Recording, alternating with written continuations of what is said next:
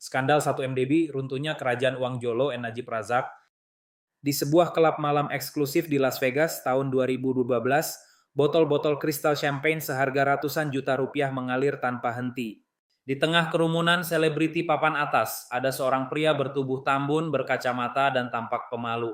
Namanya Jolo. Malam itu, dia menghabiskan jutaan dolar hanya untuk berpesta dengan Leonardo DiCaprio dan Jamie Foxx. Orang-orang bertanya, siapa orang ini? Anak raja dari mana? Faktanya, dia bukan anak raja. Dia bahkan tidak punya bisnis besar yang nyata. Yang dia miliki hanyalah satu hal, kepercayaan dari orang-orang paling berkuasa di dunia. Dan dengan kepercayaan itu, dia baru saja melakukan perampokan bank terbesar dalam sejarah manusia, tanpa menggunakan senjata, hanya menggunakan sebuah skema yang dia sebut 1 MDB. Seni menjadi orang dalam. Semua ini dimulai dari sekolah elit di Inggris. Jolo muda sadar bahwa kunci kekayaan bukan cuma kerja keras, tapi koneksi. Di sana dia berteman dengan Riza Aziz, anak tiri dari Najib Razak yang kemudian menjadi Perdana Menteri Malaysia. Jolo adalah seorang social climber yang jenius.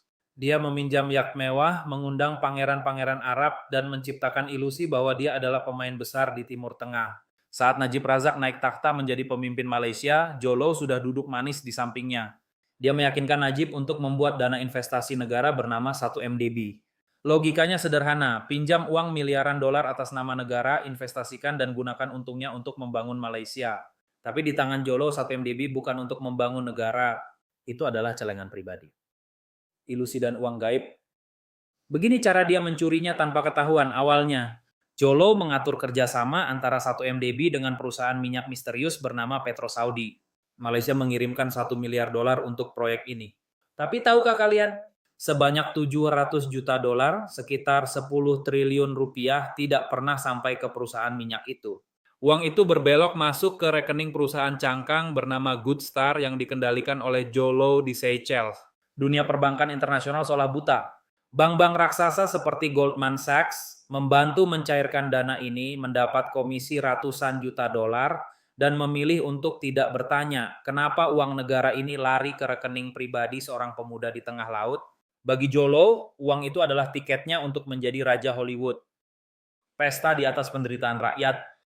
Sementara rakyat di pedalaman Malaysia berjuang dengan kenaikan harga bahan pokok, Jolo sedang sibuk belanja. Dia membeli jet pribadi senilai 35 juta dolar.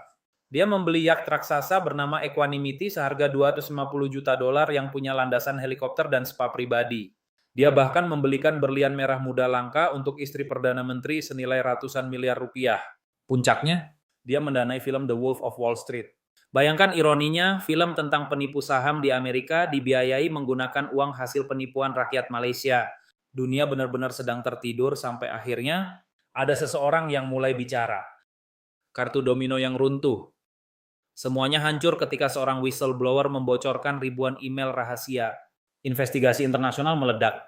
Dari Amerika hingga Singapura, semua mata tertuju pada Malaysia.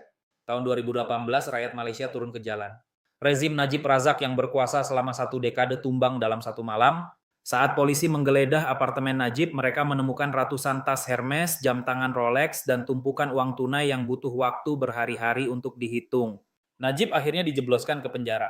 Tapi sang sutradara, Jolo sudah mencium bau bahaya lebih dulu. Penutup, hantu yang masih berpesta. Hari ini Jolo adalah seorang hantu. Dia menghilang. Beberapa kabar mengatakan dia bersembunyi di Cina, dilindungi oleh kekuatan besar karena dia tahu terlalu banyak rahasia negara. Dia tidak punya lagi yachtnya, jetnya sudah disita, tapi diyakini dia masih memegang akses ke ratusan juta dolar yang disembunyikan di berbagai sudut gelap dunia finansial. Jolo membuktikan bahwa dengan cukup banyak uang dan kepercayaan, seseorang bisa menipu seluruh dunia. Dia adalah ghost billionaire, pria yang tak terlihat tapi dampaknya akan dirasakan oleh rakyat Malaysia hingga puluhan tahun ke depan. Menurut kalian, apakah adil jika sang dalang tetap bebas sementara yang lain dipenjara? Subscribe channel ini kalau kamu suka. Sampai jumpa di kasus berikutnya. Kepercayaan adalah mata uang paling berharga di dunia dan Jolo tahu cara memalsukannya dengan sempurna.